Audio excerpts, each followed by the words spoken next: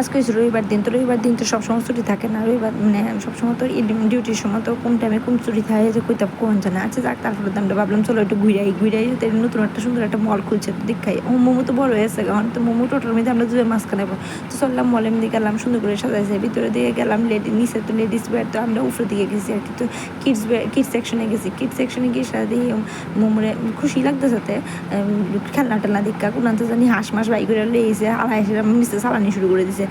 খেলনার যে একটা জায়গা আমি দেখা সব হাতাইতেছে।